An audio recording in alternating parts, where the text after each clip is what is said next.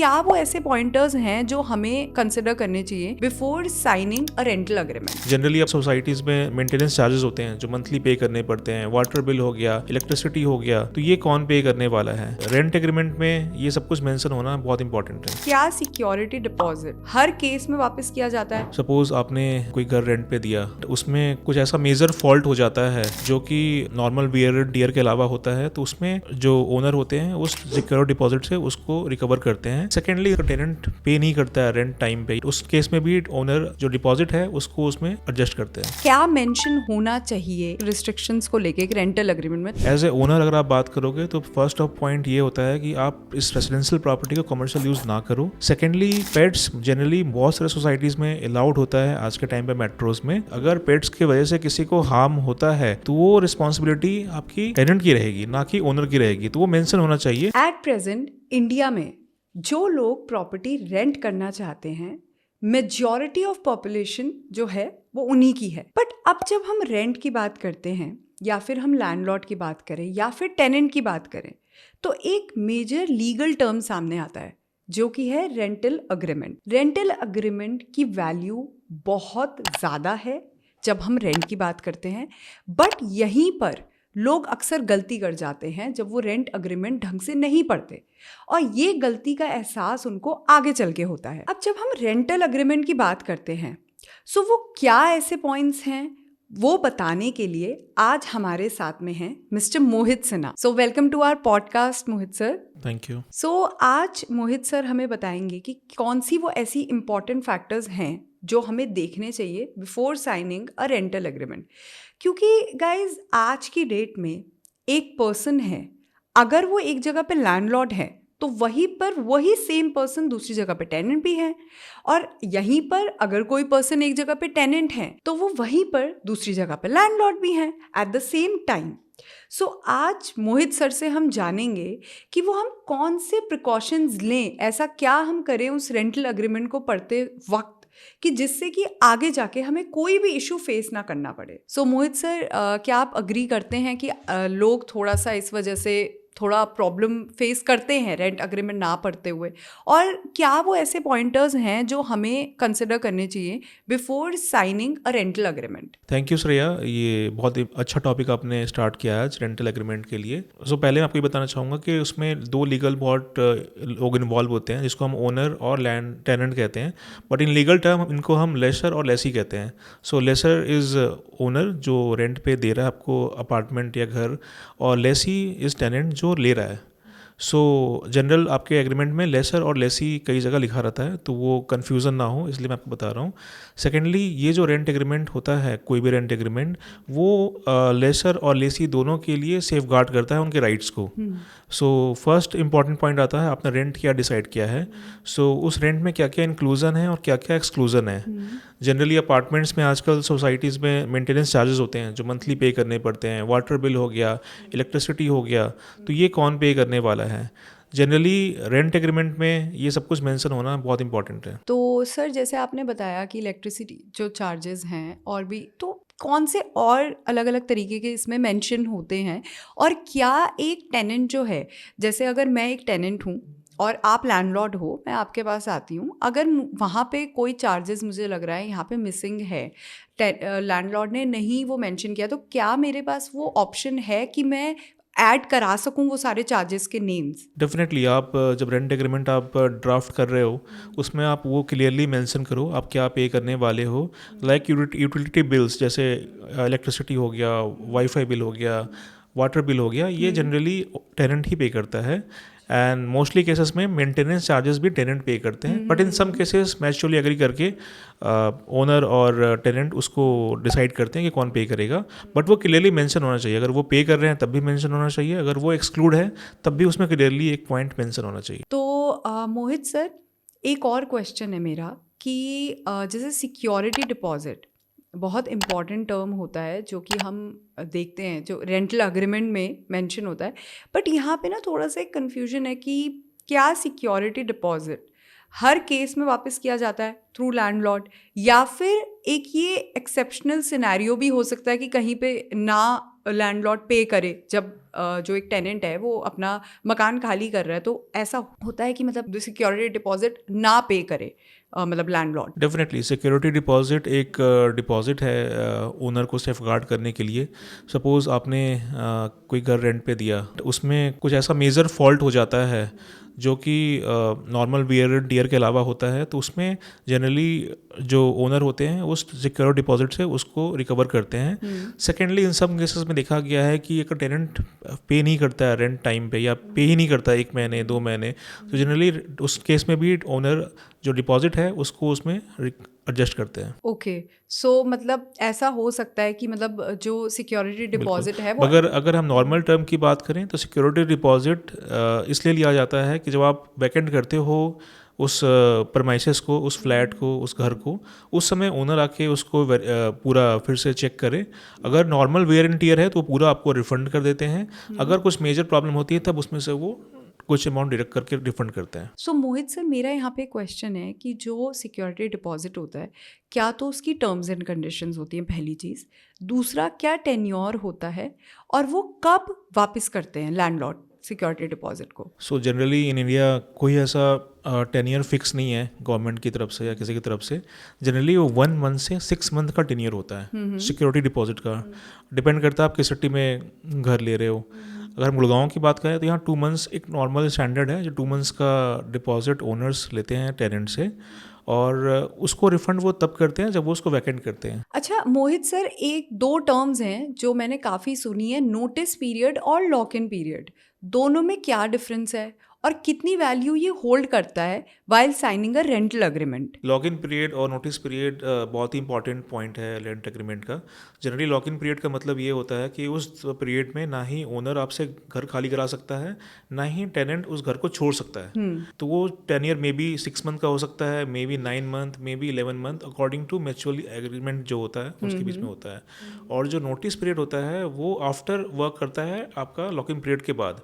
Suppose 6 month का आपका lock in period है, उसके बाद 2 मंथ्स का आपका नोटिस पीरियड है, और आपकी रेंट एग्रीमेंट 1 ईयर की है या 2 ईयर की है, तो एटलीस्ट आप 6 मंथ के बाद घर वो खाली कर सकते हो। अच्छा, और जो नोटिस पीरियड होता है सर, क्या सारे लैंडलॉर्ड वही सिमिलर नोटिस पीरियड रखते हैं या वेरी करता है कि मतलब किसी प्रॉपर्टी में जैसे 30 दिन का है, दूसरी में 2 महीने का है? मतलब कितने टाइम पहले एक टेनेंट को इन्फॉर्म करना है कि हम प्रॉपर्टी खाली करना चाहते हैं? बिल्कुल सही। अगर हम ऑन एन एवरेज की बात करें, जैसे metro cities like Gurgaon, Delhi में, तो यहाँ एवरेज 2 मंथ्स का पीरियड रहता है जिसमें आपको उसको पहले बताना पड़ता है ओनर्स को। ओके, और एक्सेप्शनल केसेस में लेस देन 2 मंथ्स भी हो सकता है? वो म्यूचुअली एग्री करके आपका, अगर सपोज 1 मंथ आपने एग्री किया तो आप उसको एग्रीमेंट में मेंशन कर दो। बट अगर मेंशन 2 मंथ्स है और आप 1 महीने पहले बता रहे हो तो डेफिनेटली ओनर आपसे चार्ज कर सकता है। अच्छा मोहित सर, जब हम वेरिफिकेशन की बात करते हैं तो एक टेनेंट के पास क्या इन्फॉर्मेशन होनी चाहिए लैंडलॉर्ड की, और यहीं पर एक लैंडलॉर्ड के पास क्या इन्फॉर्मेशन होनी चाहिए टेनेंट की, प्लस कैसे वो दोनों ही वेरीफाई करेंगे कि जो सामने वाले की इन्फॉर्मेशन है वो ऑथेंटिक है, बिल्कुल जेन्युइन है? बिल्कुल सही क्वेश्चन पूछा आपने। सो उसमें क्या होता है, एक तो पहले ओनर टेनेंट का आधार कार्ड और पैन कार्ड उससे ले लेगा। सेकेंडली टेनेंट की रिस्पॉन्सिबिलिटी है कि वो पुलिस वेरिफिकेशन अपना सबमिट करे ओनर के पास, क्योंकि आजकल सोसाइटीज़ में बहुत इंपॉर्टेंट है कि पुलिस वेरिफिकेशन देना पड़ता है। इवन आप अगर कोई घर भी रेंट कर रहे हो तो ओनर के पास पुलिस वेरिफिकेशन होना चाहिए टेनेंट का जी। एंड टेनेंट के पास ओनर का आधार कार्ड और पैन कार्ड होना चाहिए। पैन कार्ड ओनर के टेनेंट के लिए बहुत ज़रूरी है, क्योंकि टेनेंट अगर एचआरए क्लेम कर रहा है अपने ऑफिस से, उस केस में उसको टेनेंट ओनर का पैन कार्ड देना पड़ता है। अच्छा मोहित सर, जैसे रिस्ट्रिक्शंस होती हैं बहुत से मतलब अपार्टमेंट्स में, जो लगता नहीं है कि ऐसी रिस्ट्रिक्शंस हो सकती है पर होती हैं, जैसे कि कहीं पर पेट्स अलाउड नहीं है, ठीक है, और कहीं पर फूड रिस्ट्रिक्शंस है कि नॉन वेज नहीं खाना है, या फिर मतलब बाहर से मतलब किसी नॉन वेजिटेरियन जगह से नहीं आना चाहिए खाना। जैसे मैंने ये रिस्ट्रिक्शंस बताई, और भी ऐसी बहुत सारी रिस्ट्रिक्शंस आई एम श्योर रहती होंगी। सो क्या मेंशन होना चाहिए एक रिस्ट्रिक्शंस को लेके एक रेंटल एग्रीमेंट में? थोड़ा सा सर वो बता दीजिए। बिल्कुल सही कहा आपने। बहुत सारी रिस्ट्रिक्शन होती हैं, और एज ए ओनर और एज ए टेनेंट दोनों को पता होना चाहिए। एज ए ओनर अगर आप बात करोगे तो फर्स्ट ऑफ पॉइंट ये होता है कि आप इस रेजिडेंशियल प्रॉपर्टी को कमर्शियल यूज़ ना करो। जनरली बहुत सारे केसेस में ये पाया गया है, लोगों ने इस पे जीएसटी रजिस्टर कर लिया एग्रीमेंट पे, या बिजनेस चला रहे हैं वो, तो वो अलाउड नहीं होता है रेजिडेंशियल में। वो क्लियरली मेंशन हो कि प्रॉपर्टी सिर्फ रेजिडेंशियल यूज़ के लिए है, कमर्शियल यूज़ के लिए नहीं है। सेकेंडली, पेट्स की बात की आपने। पेट्स जनरली बहुत सारे सोसाइटीज़ में अलाउड होता है आज के टाइम पे मेट्रोज में, बट उसकी रिस्पॉन्सिबिलिटी सोलली जो होती है वो सिर्फ और सिर्फ टेनेंट की होती है। अगर पेट्स की वजह से किसी को हार्म होता है तो वो रिस्पॉन्सिबिलिटी आपकी टेनेंट की रहेगी, ना कि ओनर की रहेगी। तो वो मेंशन होना चाहिए कि जो भी रिस्पॉन्सिबल रहेगा वो टेनेंट ही रहेगा इस पेट्स को लेके। Okay. And thirdly, of course आप कोई ऐसी एक्टिविटी ना करें जो कि इलीगल है। ऑफ कोर्स वो आपका रिस्ट्रिक्शन रहता है कि इलीगल एक्टिविटीज़ ना करें आप फ्लैट में। और फूड को लेके आपने कहा, बट मैं फूड का मेंशन नहीं करूँगा कि वो पर्सनल हो जाता है। जनरली फूड को लेके कोई रिस्ट्रिक्शन होती नहीं है, अगर है किसी के पर्सनल तो वो उसको मेंशन कर सकते हैं। ओके।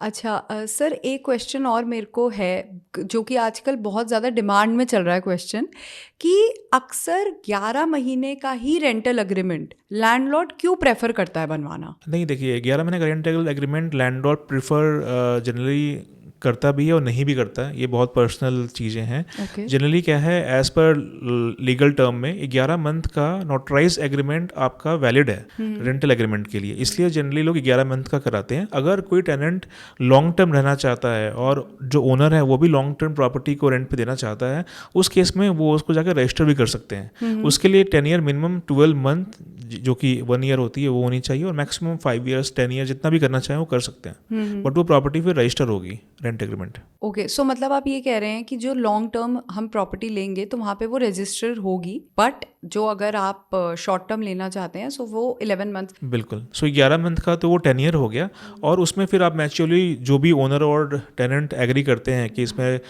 लॉक इन पीरियड क्या रहेगा, आपका नोटिस पीरियड क्या रहेगा, वो उसमें मेंशन कर सकते हैं आप। तो सर आपके अकॉर्डिंग एक टेनेंट और लैंडलॉर्ड दोनों ही क्या ज़्यादा उनके लिए कन्वीनियंट रहता है कि वो 11 मंथ्स वाला एग्रीमेंट वो करें, मतलब बनवाएं, या फिर लॉन्ग टर्म वाला, मतलब दोनों के लिए क्या ज़्यादा बेटर है? डेफिनेटली, अगर जो टेनेंट है अगर वो उसको नहीं पता है वो 11 महीने बाद यहाँ रहेगा इस सिटी में या नहीं रहेगा, तो उसको 11 महीने का करना चाहिए।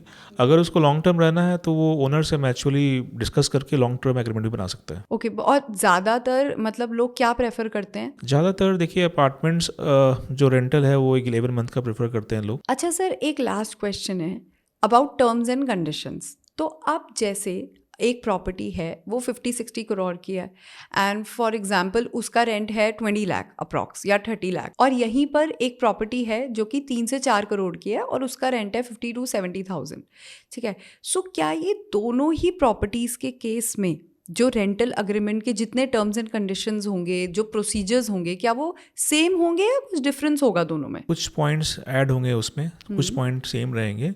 सो इसमें सबसे पहला पॉइंट आ जाएगा आपका कि प्रोफाइल क्या है, जो पर्सन उस जो टेनेंट है जो इस प्रॉपर्टी को रेंट पे ले रहा है उसका प्रोफाइल सबसे पहले वेरीफाई किया जाएगा।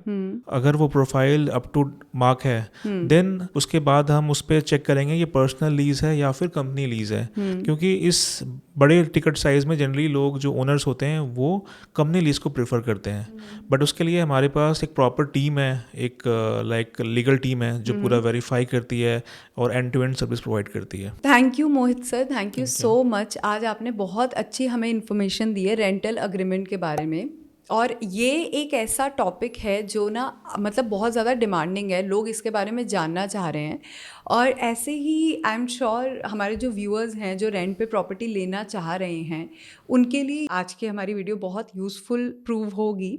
और गाइज़ यहाँ पे मैं एक चीज़ और बोलना चाहती हूँ कि हम अपने टॉपिक्स खुद डिसाइड कर रहे हैं, हम वो टॉपिक्स आपको शो कर रहे हैं जो कि अच्छे खासे डिमांडिंग, जो कि हमें पता है कि व्यूअर्स जो देख रहे हैं उनके लिए बहुत यूज़फुल रहेगा, उनके वेलफेयर के लिए।